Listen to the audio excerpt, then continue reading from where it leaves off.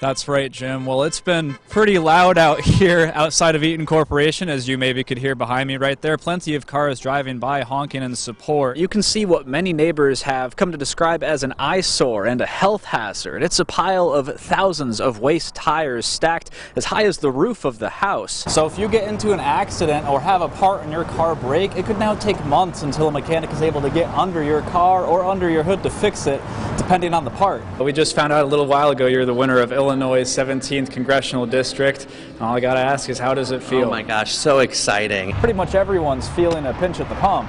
But what about those who have to drive for a living or have to drive multiple hours every day? I talked with a few today to get their thoughts. It's still just been a day filled with shock for everyone here, as again, 4 people in total found dead at the park behind me. It's now been 2 days since the murder-suicide shooting at Maquoketa Cave State Park that claimed the lives of 3 people and the shooter. About a mile upstream here on the Mississippi River, a couple barges broke loose and actually started free-flowing down the river, leading them straight to the Savannah-Sebula Bridge right here. Here at Davenport Works, that's one of the John Deere plants here in the Quad Cities, you'll only see 4 picketers behind me right now. That limitation happened yesterday after John Deere took the United Auto Workers to court. Well, it's hard to put into words the recent deaths of 21-year-old Ethan Gonzalez and 18-year-old Anthony Castaneda, who both spent some of their last moments on Earth right here. Before the incident even happened on Sunday, small planters just like these ones right here were already in place near the entrance to the pathway here in Bettendorf. But you could see off to my left right now, these big planters, just as we pulled up about 10 minutes ago, we saw there were 2 of these put in on the path. The pandemic has presented challenges for many of us, and that includes animal shelters, who a lot of the time have had too many animals, not enough crates. With the decision officially reversed, dozens of parents and their children can keep walking up these stairs to church and keep walking through the doors of that school for many more years to come. Cars are traveling on both sides of the new I-74 bridge, but this doesn't mark an end for bridge construction in the Quad Cities. Just 8 or 9 miles up the river, a new I-80 bridge is next on the list. Absolutely, and can we get a "he's a freshman" chant going too? I mean, that's phenomenal for a 13 or 14-year-old. I mean, that's awesome. State championship. Yeah. Nice temperatures in the future, but it was so hot yesterday. I mean, 90s, even the feels like, I think at 10 or 11 when we were here last night was still in the 90s. Oh, yeah. So many of us have probably noticed the trend. Winter coming to a close oftentimes means an increase in crimes on the streets.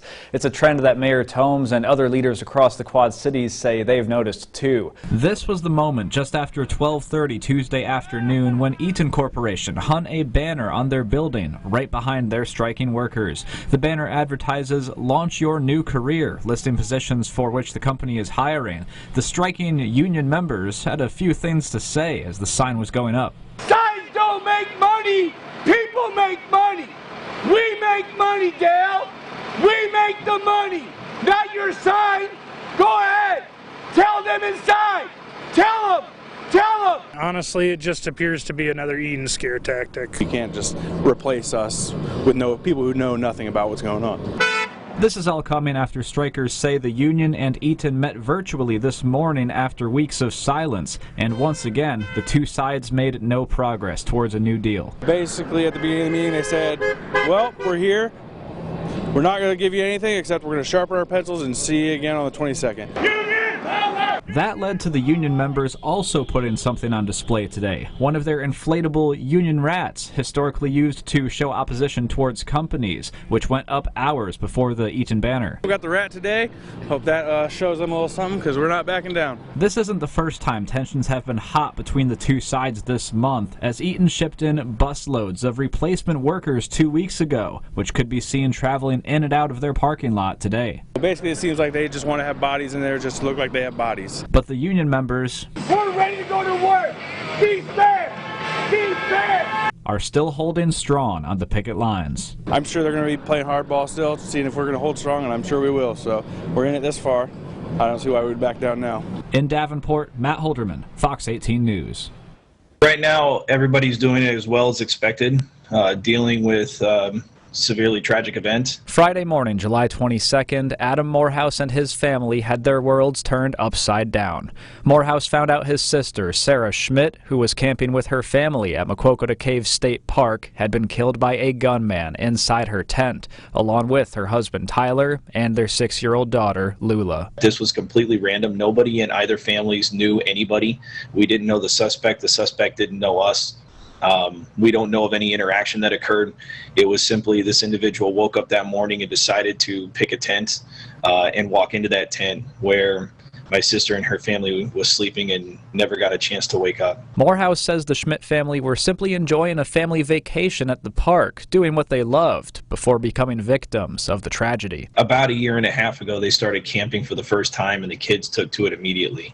So that was their thing that they loved to do as a family, was to get outside and be together. But even with the unimaginably shocking news came a little bit of good news. Morehouse and his family found out Sarah and Tyler's 9-year-old son, Arlo, who was camping with them, survived the attack. And with their grief came a goal, to shower Arlo in as much love as possible. We're able to basically deal with it however we possibly can, moving forward with the family, to ensure, but at the same time ensuring that Arlo has the maximum amount of love and support that he can get while we're here. The day after the murders, Morehouse and his family created a GoFundMe page for Arlo to give people a way to help if they wanted. In the 3 days since, it's accrued over $200,000 from over 4,000 donors, giving the family a little bit of light in the darkness. The overwhelming support has just been incredible from friends and family throughout the country, on social media platforms, in person. The Cedar Falls area and the authorities here in the community have been incredible as well. The support that we've gotten has definitely helped and created a blanket of comfort for us. Now, Morehouse says the family will continue taking time to grieve while awaiting more answers from investigators. Matt Holderman, Local 4 News. Illinois history.